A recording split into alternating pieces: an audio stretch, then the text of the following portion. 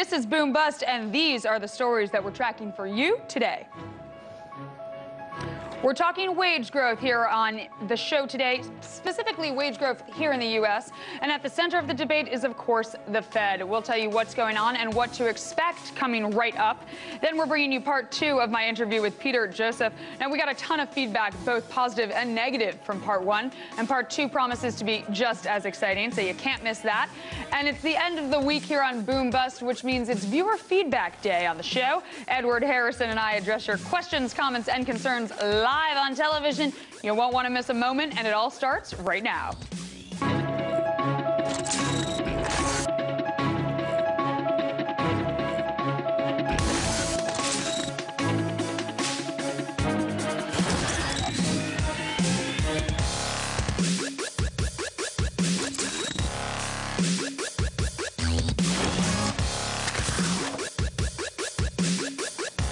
Here in the U.S., the latest debate about the economy has to do with wages. And at the center of the debate is, as usual, the Federal Reserve. You see, the Fed has kept rates at zero for 5 years now, and the Fed's balance sheet has ballooned by 5 times in that same period. Now, regardless of how the economy is doing, many Fed watchers, increasingly uncomfortable with Fed policy, are calling for monetary tightening. Now, the Fed began dialing back its QE program in December at a pace of $10 billion per month. That puts the Fed on course to end QE by the end of this year. But the question is, what next? Well, the next step is rate hikes. But then the question becomes, when? If you look at the futures market, the markets are expecting the Fed's first rate hike to come in the fall of 2015. Rates would then rise by about 1 percentage point per year as the Fed normalizes policy. So far, so good. But hold the phone, not everybody's on board with this one. And this is where the wage issue creeps into the discussion. Now, see, wages have stagnated over the past 3 decades, and workers, on average, are earning no more each week in inflation-adjusted terms than they did in 1979. Now, meanwhile, household debt has skyrocketed. In the 1980s, aggregate household debt was just under 50% of U.S. GDP. Now it's well over 80%.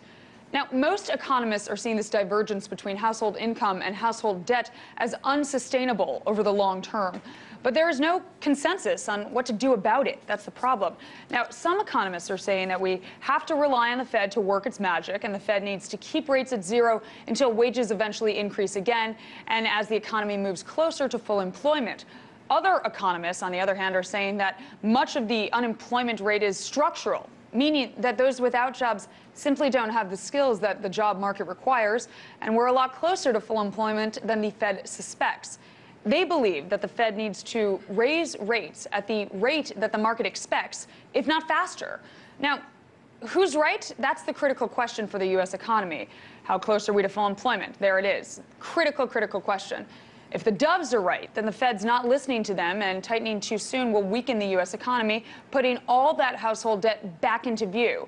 But if the hawks are right, then inflation could start rising a lot quicker than the Fed expects. It would be forced to hike rates more aggressively, precipitating a recession. Let's hope for our sake and everybody else's that the Fed picks the right horse to ride.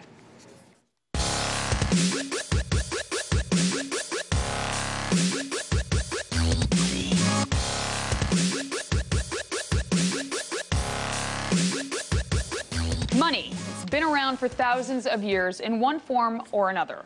In fact, according to economic historian David Graeber, historical records in ancient Mesopotamia around 3200 BC show a well-developed system of money and a complex credit system as well.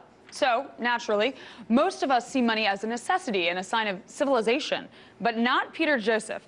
He sees capitalism as a failure and wants to return to a time before money and eliminate private property.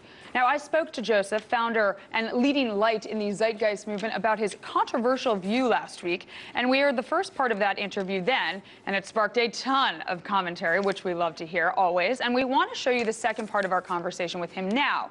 Now, I started off by asking Peter to explain why he thinks our current economic model is doomed and what differentiates his view from Malthusianism. Here's what he had to say.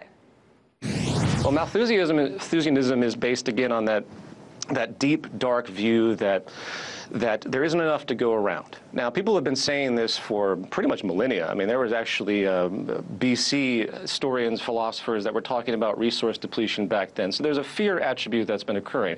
Malthus, of course, said that there's a geometric increase in population when more resources are provided, but yet resources increase arithmetically. So with that, you automatically assume that you can justify the billion people starving. But that is technically disproven because of the more with less ephemeralization. Here's a word that I suggest people look up, coined by a brilliant engineer, social thinker, R. Buckminster Fuller. Ephemeralization has to do with the fact that we, as we have progressed our technology, can do more and more and more with less and less and less. And again, this is one of the additive contradictions, or I should say the contradiction of the additive nature assumed by capitalism once again, that says we're going to produce more and more and more and more efficiency or more and more produce. That means we have to have more and more people and more employment. Exact opposite.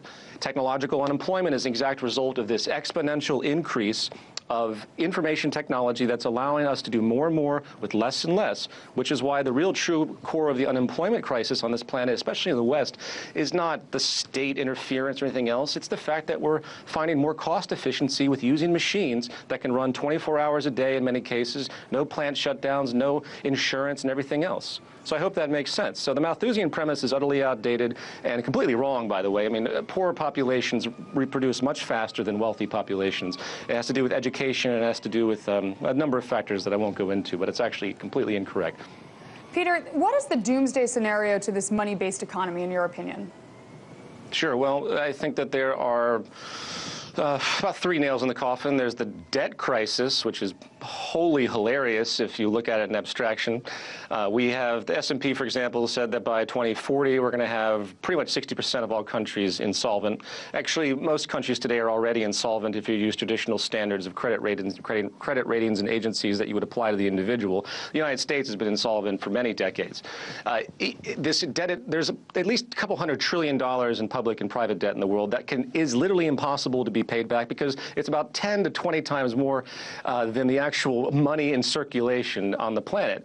So that's going to be hitting the, well, you know the old phrase, it's socialism for the rich and market correction and capitalism for the middle class and the poor. That also applies to countries. So the United States will continue to float into empire status along with the other first world nations with their excessive and incredible debt, while the other nations will be held subservient. The World Bank will come in, they will apply austerity, which basically makes them slaves eventually to the upper class of the countries, just like it happens in the person-to-person basis with third world labor and exploitation, sweatshop wages from Nike, for example, because the people in those areas don't have anything else, so they'll take 8 cents an hour.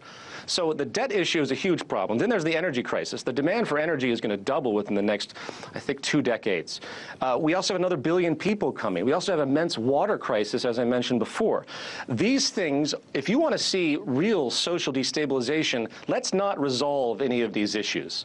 If you want to see another world war, let's not resolve any of these issues. The core driver of major overall doomsday scenario situation like this will be the 3 nails in the coffin. The final one I forgot to mention is unemployment, which is related to technological development, and it's called the contradiction of capitalism by some social theorists. And this basically means that we want to use cost efficiency, we want to save money, we're going to keep applying mechanized labor, which is increasing exponentially, especially the service industry now, which is being quickly replaced by AI in many different ways and automated systems. And eventually you're going to have to keep moving people around the new sectors, and we're going to run out of sectors. You know, the great Luddite fantasy is they assume that there's a one-to-one correlation, that technology will create jobs as fast as it's replacing jobs. Absolute nonsense. The human brain cannot learn and adapt as quickly as our exponential increase in technology, and the profit motive will be, ironically, the thing that shuts this system down and reduces purchasing power due to mass global unemployment. And what does that mean? It means social destabilization once again. And the final thing I'll mention, of course, in concert with these 3 issues is the complete and utter environmental disregard. It was reported by a UN-affiliated agency in the late 90s, if I remember, no, 2002, that we need 27 more planets to meet demand by 2050. 27 more planets. Wow. If we were to continue the rates of consumption. So And I will add one more thing because of the neurotic obsession with this American dream. Do you have any idea what would happen if the rest of the world actually achieved what the United States has with its incredible resource consumption and its incredible use of energy and everything else? If the rest of the world achieved that, which is what they're trying to do, which is what China's been trying to do, which is a complete ecological collapse in many ways, the entire system would continue to disintegrate into nothing as well. So I take this from a few different angles, but I'll stop there or I'll keep rambling because it's a very exciting subject to me, and I'm very concerned about the future of the planet. Me as well, and I want, you kind of touched on this before, but I want to revisit it. Many people, they talk about technology creating greater income inequality in society, as we know. How would you deal with that problem in a non-monetary based society like you propose? Well, I think a further description of what this new social system that the Zeitgeist Movement is proposing would need to be explained, because inequality, it's a complex subject because what defines stratification? What is class? I mean, somebody who is a very low in the socioeconomic ladder, that's a janitor, say, at a school, might be the best softball player on his team in his hometown. So the class relationship and status comes in many different forms when it comes to human society. And the elimination, the creation of economic equality, meaning the ability to create an access society where people can have access to everything that they need, bypassing the hyper-acquisitive neuroses that we've conjured up to keep our consumption economy going, of course. You have to have sustainable values if you want to have a sustainable society. And I look at people that have large, huge, enormous mansions and 2 jets parked in the front lawn as a form of violence against the general population because it's unsustainable on the whole. But that's, of course, for another subject. So the core issue to me when it comes to stratification and class relationships is that if we really want democratic, democratic balance. Everyone in the world wants to think they're in a democracy and think that their voice is heard. They want equal participation in their society. If you really believe in that type of idea, then why not demand economic equality?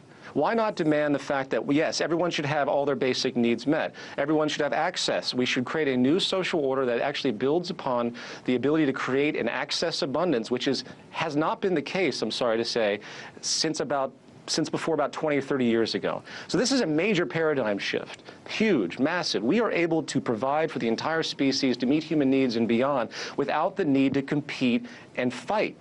And if there's anything that I would put forward out there is for people to really think about that idea as the great transition of thought, that we can take care of everybody. We can do it. And it's going to get better and better. And if we only accelerated it by not keeping the market system in its general inhibiting capacity to preserve efficiency, to preserve scarcity, which is what drives the economy, then we can elevate to this new level. That was filmmaker and founder of the Zeitgeist Movement, Peter Joseph. Time now for a very quick break, but stick around because when we return, we're bringing you the best of the best from this past week. Plus, Edward Harrison and I are tackling your viewer feedback in today's In the Margins segment. But as we head to a quick break here, look at some of your closing numbers of the bell. Stick around.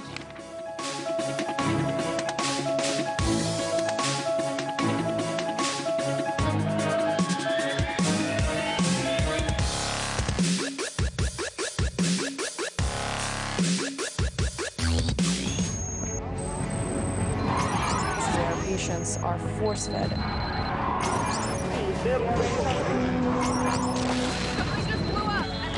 Two explosions near the finish line of the Boston Marathon. More than 1,000 people have gathered. What is the latest that you're hearing about the number of victims?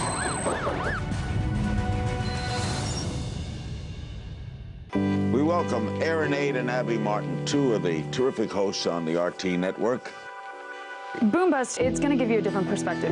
Give me one stock tip. Oh, never. I'll give you the information, you make the decision.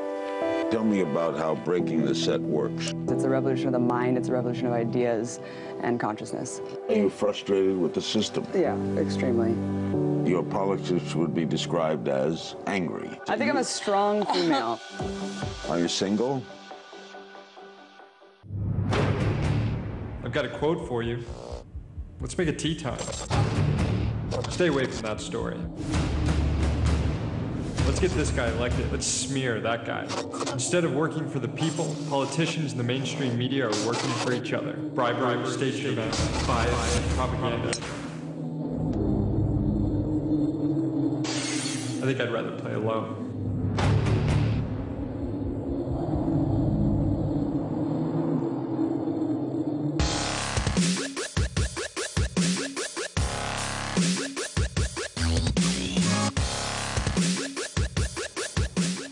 This past week, we had some great guests on the show, as usual.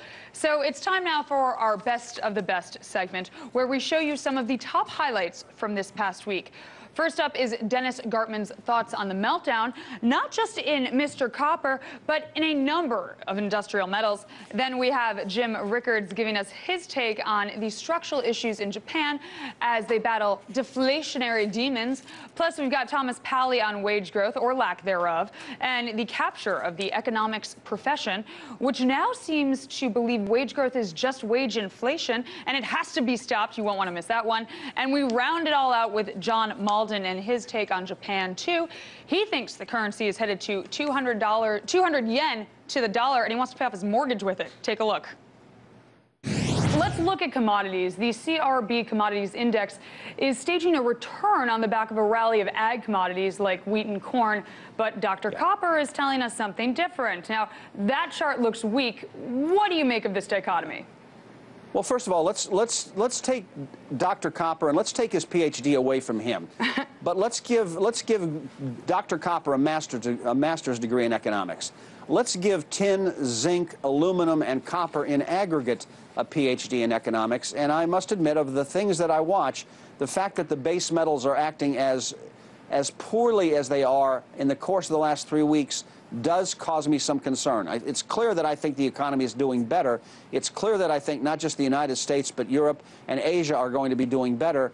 But the one caveat is the base metals, the PhD in economics that tin, zinc, copper, and aluminum have is causing me some concern. The fact that copper prices have fallen as sharply as they have in the past week and a half is disconcerting. I will blame a good deal of that upon the problems in the lending institutions in China, who lent a lot of money on copper as a bit of collateral, and with the default last week by that small Chinese company causing some concern, banks have been saying, you know what, we don't like lending money on copper as collateral, and they've been tossing that collateral overboard. Nonetheless, all four of the metals have been weak, and that is bothersome to me. So the question is deflation over in Japan? Well, I don't think it's over because, as I said earlier, it's structural. In other words, yeah, if you print enough money, the way to understand inflation, deflation is that we sort of have both at the same time. This is true in Japan. It's also true in the United States. So you've got deflation, which is the natural consequence of a depression, and the world has been in a depression since 2007. Japan has been in a prolonged, very long depression since 1990. So the world is in a depressionary state, which is basically deflationary. On the other hand, you have very stimulative monetary policy, all this money printing, which is typically very inflationary. But a lot of the critics have said, you know, gee, we're going to get this awful inflation coming from the Fed, and that hasn't turned up yet. We haven't actually seen that much inflation, despite the money printing. Well, why is that? Well, it's because you've got this deflationary force. So it's sort of a tug of war. You've got deflation pulling this way, inflation pulling this way, but they're kind of evenly matched. And so you don't actually get much change in the index. Now, the question is, in the price indices, the question is what happens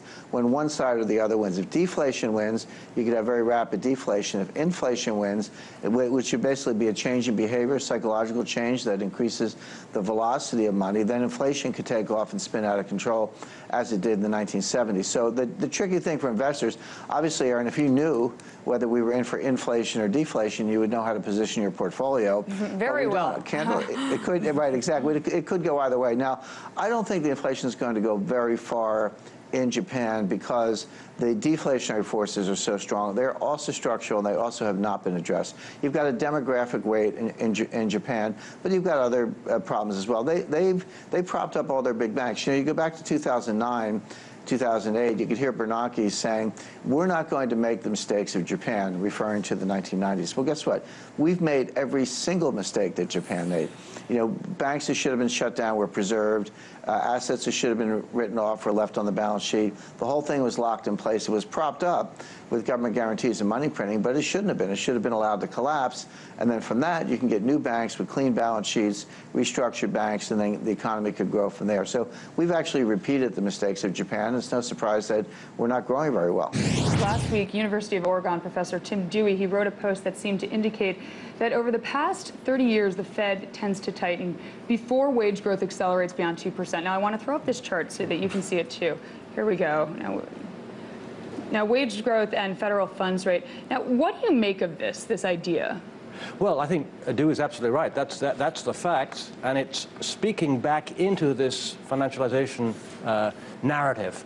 The Federal Reserve abandoned a commitment to full employment, essentially, in the late 1970s, and shifted to focusing on low inflation.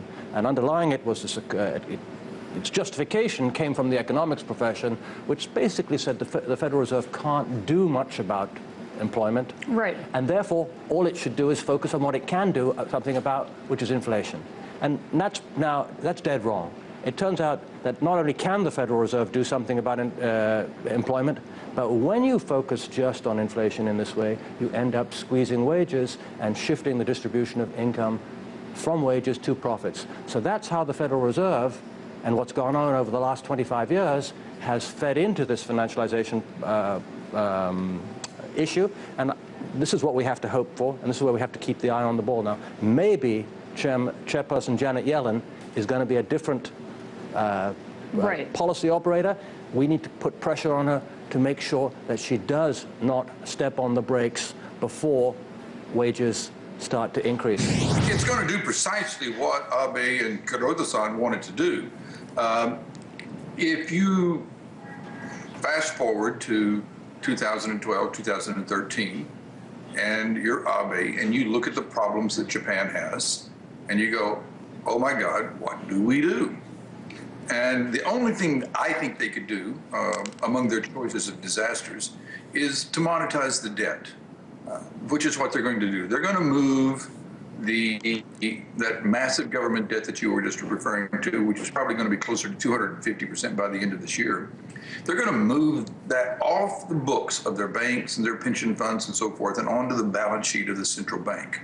And what that's going to do is it's going to flood the world with yen. We're going to watch, I believe, the yen go to 200 over the next 5, 7, 10 years. I mean, to the point that I'm closing a mortgage on this apartment that I'm in right now sometime finally next week. It takes forever. Congratulations. And then I'm going to turn around and I'm going to basically swap the whole thing into yen using options. And because I think that the yen is going to 200, and my full intention is to invest a little money and to let Abe and Kuroda-san pay for half my mortgage over the next 7 years. There you have it. I want to make a quick note. Dr. Copper, not Mr. Copper. I accidentally said Mr. before, and I do not want to rob Copper of its PhD. So clarification, Dr. Copper. But there you have it. That was Boom Bust, best of the best from this past week. Time now for you to talk to us. Here we go, in the Margin Time.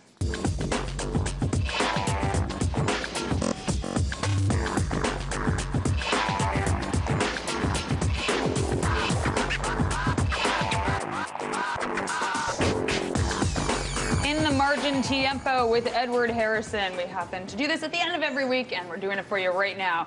Now, every Friday, Ed Harrison and I take your viewer feedback, and we put you, the viewer, into the driver's seat, letting you steer the show with your comments, questions, and concerns, all sent to us throughout the week via Twitter, YouTube, and Facebook. Now, the first comment comes from Bam Bam 12 after watching the show with Dr. Thomas Pally this week, and he writes, quote, "He seemed to be reluctant to admit that food products are being reduced in size because the dollar doesn't buy as much. He says it's a profit thing. I don't believe that. Ice cream came in quarter cartons forever." Quarts? Yeah, quarter. What are quarts. Quarts. I don't buy a lot of ice cream, you can see. And then all of a sudden, it's now 1.5 quarts. Same thing with orange juice and cereal. Eggs are $2 a dozen. This isn't profiteering, it's weakening of the dollar, which the government has been working on for the past 5 years. Ed, thoughts, comments, concerns? What do you think? Yeah, I mean, like, what did shrinkflation? you think of that? Because I thought it was kind of muddled, you know, because basically, you know, it has nothing to do with the dollar and what the dollar buys. It has to do with the fact that if I'm paying the same amount of money for something that is now less, then you know, I'm paying more for that. Yes, I think shrinkflation is a thing. I like it. I like the term. I think it's a fun term. It's a real term. And there's a part of me that, you know, from a dietary perspective, it's a good thing, but from an economic one, it ain't that good. It's kind of where I stand. The question is whether or not, you know, the company is pocketing the extra money. Right. I think this is what Pally was talking about, or whether or not they're passing through costs. Now, if they were passing through costs that they have no different profit margin, that's different. So that's the problem that I have with that particular comment. I think it's a little bit, you know, it needs a little bit more. Right. But we thank you for sending it regardless. Now, the next comment comes from the same show from Halo with a zero bend. Clever. Who writes, why not get rid of the Fed altogether? Your idea of asset reserve requirements are predicated on the Fed as being some benevolent institution, which it is not. It needs to be put out of business, which is what cryptocurrencies are in the process of doing. Ed, thoughts? Cryptocurrencies? I mean, they were in the process of doing. Well, you know, let's take it two parts. Okay, the first about the Fed being put out of business. People probably would be shocked to know I'm not really that big a fan of the Fed. I think that really the Fed, in terms of manipulating interest rates, that should end. Right. That if it were up to me, I would actually have the Fed just be a lender of last resort in exigent times and have the Fed funds rate in some sort of band determined by the market. So I agree 100% that the Fed is not just some benevolent power. I also am a fan of Bitcoin, but I think that it's a bubble and that's going to burst, and that's not going to be what ends the Fed. Right. Okay, now our final comment, it comes from, who do we have here? Thursday's show, and it's our story on the airline industry. It's viewer Halagonia who writes, quote, in the show's notes, did you really mean to say the airline industry has been notoriously volatile? I hope you meant to say it has been notoriously competitive ever since deregulation. A competitive airline industry is a great thing.